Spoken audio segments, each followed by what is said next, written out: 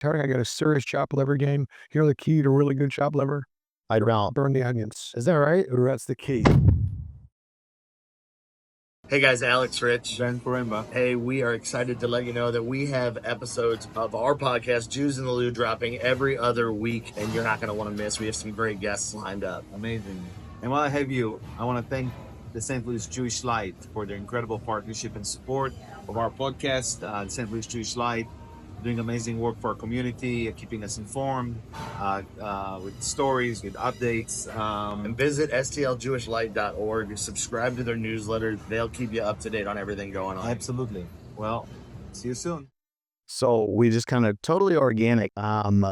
But I was just getting ready to tell you, so I'm the Maccabi baseball coach here in St. Louis, and I love it.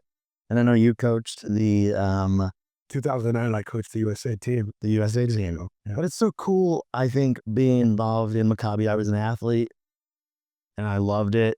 Ended up now, this is going to be my 4th year coaching, but it's talk about your experience in coaching Maccabi and what that's like. Because for me, I think it's, obviously, yes, it's about the sport, but it's about so much more than the sport. Yeah. Well, I had tried for years to be the Maccabi USA team coach, but I was at Division II Southern Indiana, or I was an assistant coach for a while and they wouldn't even answer my calls, right? And then I got the Tennessee job and won, and then they were calling me. Yeah, And that's how it works. that's sometimes how it works. That's life. And I didn't even introduce our guest, but honestly, I don't know what you've heard about the podcast, but like I said, totally an organic conversation. I like to say legendary Coach Bruce Pearl. I don't know about that. Unbelievable. Not a long time. You are, I'll let you get back to the question, obviously, but you're our second coach that we've had on the podcast. Josh Hertz was our first. Yeah, Josh, great. Great guy. The Maccabi experience for you, talk about it. In 2009, I took 13 Jewish boys to Israel, and I brought back 13 scientists, and it was incredibly impactful. Todd Golden was my point guard, the head coach of the Florida Gators. Stephen Pearl was my power forward, head coach of the Auburn Tigers. Danny Grenfell was my best player, Ernie's son. He was a great player at Stanford. And then John Shire was supposed to be on that team, but Coach K would let him go, made him stay and train, and didn't get to go to Israel. But we had a great run. We played Israel in the championship game. Israel's hard to beat at home. They were hard to beat at home. Yeah. You know, in overtime. And it was great. It was an incredible experience. One of the greatest of my entire coaching career. And, it was a celebration of Jewish athletes from all over the world coming to Israel and celebrating through sports. And so it was awesome. Yeah, I think obviously sports is a great way to unite people on a level of where everybody's different. I always say music and sports. Oh, yeah. And food. Okay, so talking about food, because this is a fun conversation where I just honestly, we'll talk very little maybe about basketball and more about you as a person. Favorite Jewish food growing up? Is there something that's I loved it all. you loved it all? I loved fried matzah. I love gefilte fish with horseradish. I love filter fish. Chopped liver and chopped herring. I got a serious chopped liver game. You know the key to really good chopped liver? I'd rather Burn the onions. Is that right? Or that's the key. See, so my co-host who usually does this, Ben Paremba, he owns a bunch of restaurants here in town. And we usually sit down at the deli. We have this conversation over, You know the key. I got a straw potato lucky game too. okay, So you know the key from scratch. The best russet potatoes, but buy the potatoes like 3 weeks before you want to peel them. You want older potatoes. That way, when you fry them up, they're not like green. 100%. We have all the Jewish kids from Auburn. That's like 3 of them. We have all the Jewish kids come to our house for Hanukkah. I love it. It's Men in the Roses potato lacquer recipe. So the way you talked about Hanukkah, the way this podcast came about, Jews in Lou, it came about because we wanted to celebrate the Jews in St. Louis that make the community what it is, and to really show people that aren't Jewish that everyday people that maybe like they wouldn't necessarily know that Bruce Pearl's Jewish. We just had Cardinals, president of the Cardinals operations, Chaim Bloom, was just on with us last week. Great guy, but I think our goal here having this conversation is to show that like Jewish people are regular people in everyday life, right? Listen, I grew up as an athlete and a coach in a world where there were a ton of Jewish people, except the owners of some of the teams, right? And I recognized early on that I was the only Jewish kid in the football team. Yeah. And I could either like own it or I could shy away from it. And I saw the anti-Semitism, and I saw the discrimination, and I saw the ignorance. And I said, you know what? I have responsibility. I'm going to represent the name on the front of my jersey and the name on the back of my jersey. Okay. They don't really, they have a really negative opinion of Jews for certain reasons. Here's what, I'm just going to be a good person and a great friend and hardworking and loyal and unselfish and all the things that I'm taught to do by my Torah and by my faith. I'm going to bring it every single day. And I'm going to make it really hard for them to hate me. And that's what I did, because we live in a very non-Jewish world. At the same time, for the ones that hate us, I'm going to protect myself from the ones that want to kill me. They're out there. And the ones that hate us, my success, it pisses them off. Totally. You know what? They kiss my ass. Totally. And I'm glad that you kind of went that direction with it, because one thing I was thinking about on the way like over here was, you growing up, you talk about the anti-Semitism. Is there a specific instance in your life? And now you're a very outspoken Jewish personality, especially obviously in the basketball world. But is there an instance where you knew in your life, like, this is what I need to do? Because as Jews, you have to stick up for yourself. Nobody else is going to stick up for you. You have to go out there and do it yourself. Right. Was there something that stuck out to you? Yeah, it's a lifelong event from the time I was a young kid, and how parents or grandparents looked at me versus how their sons or daughters looked at me. And I just decided that I was just going to try and be the best version of who I was supposed to be. I want to kind of be a mensch. And I was a mensch when I was a kid, not just now. And, you know, it bothered me, because keep in mind, God's got a plan for me to be a coach and to find ways to bring people together. Respect each other's differences, but also, you know, celebrate the things that we share in common. And look, I have no problem talking about my faith. I have no problem about the Christian faith. You know, Jesus was Jewish his whole life, and yet that makes Jewish people feel uncomfortable. That makes Christians feel uncomfortable when I say that. I ask people all the time, Christians, so who are you having over for Passover? Coach, we're not Jewish. You're Jewish. It's funny you say that, because I'm married to a Catholic. Well, we have a loaf of Passover, right? I said, well, we don't celebrate Passover. Yeah. I said, wait a second. You're telling me all the time you want to be more like Jesus, right? I want to be more like Jesus. Well, Jesus celebrated Passover every year of his life. And so for me, I'd rather think and talk about things that connect us instead of just a few things that divide us. Yeah.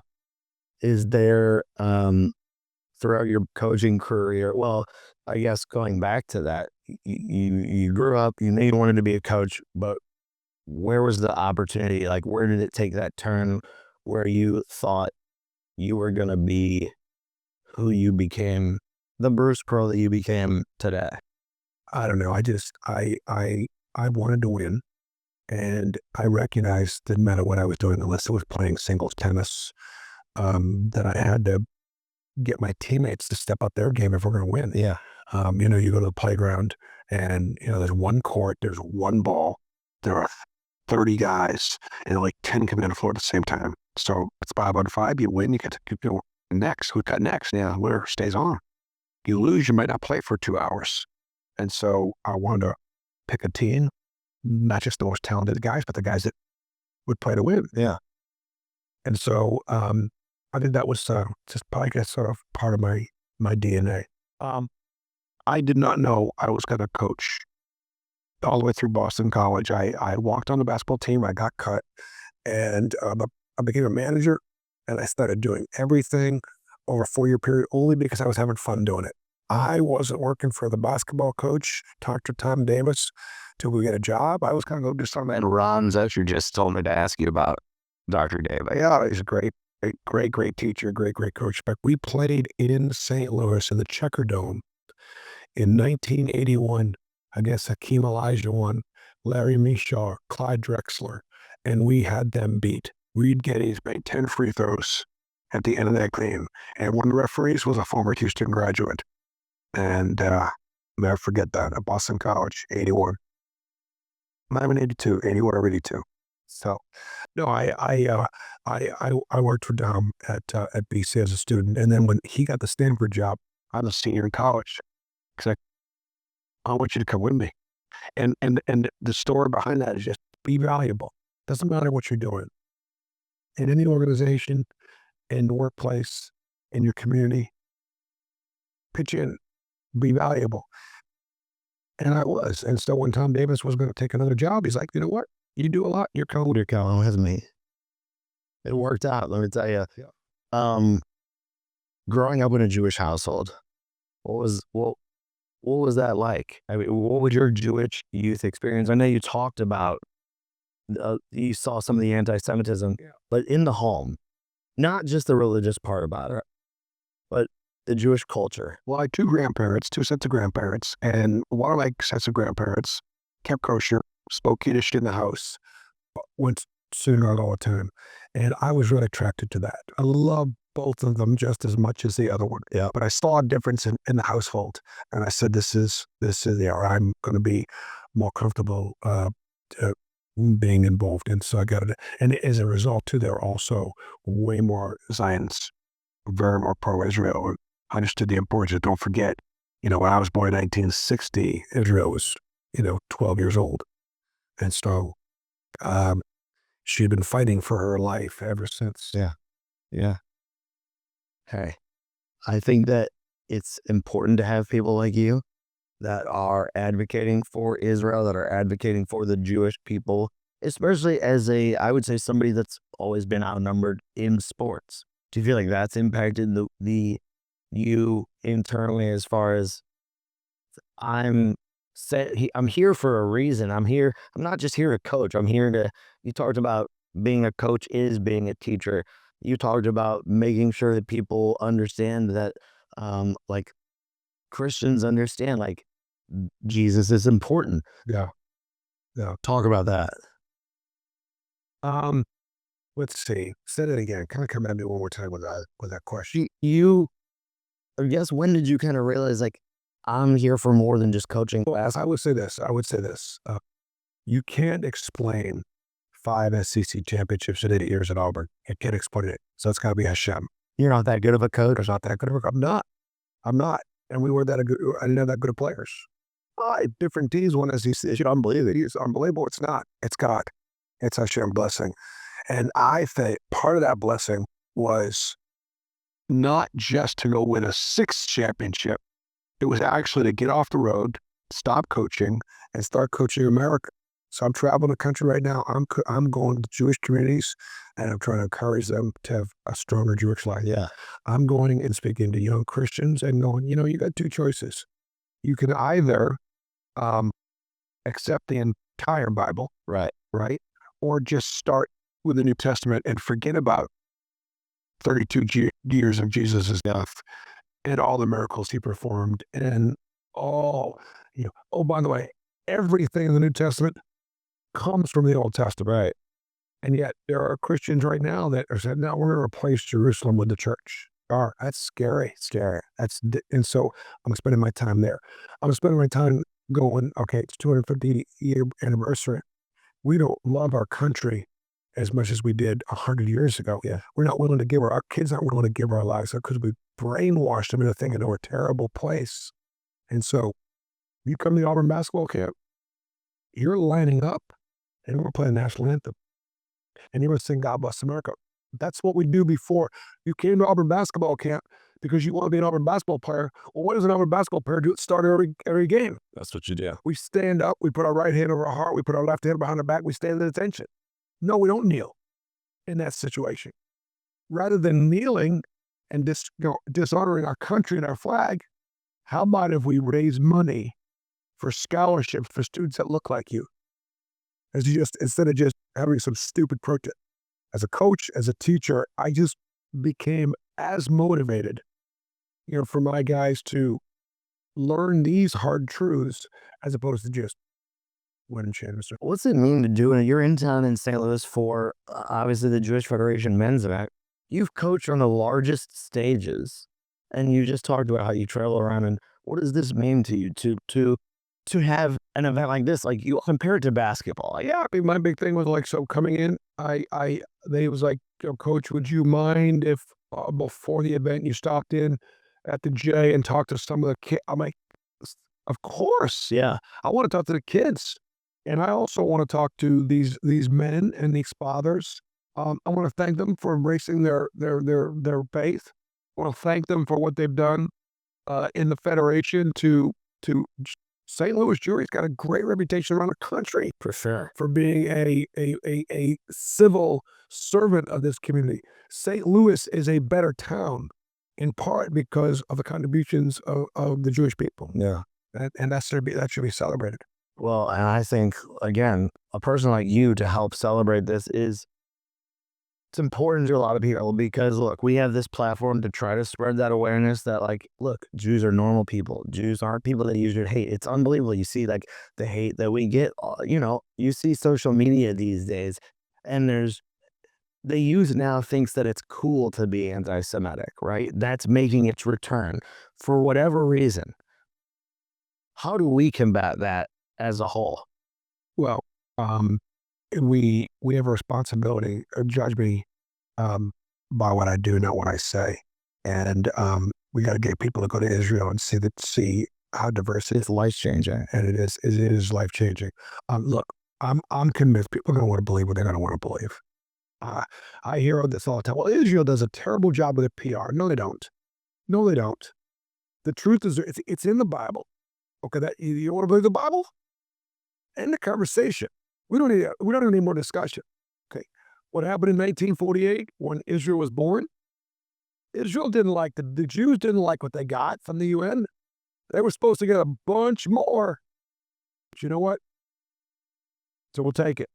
We'll take it. In the swamps of Tel Aviv, right? Nothing there. But the Arabs didn't.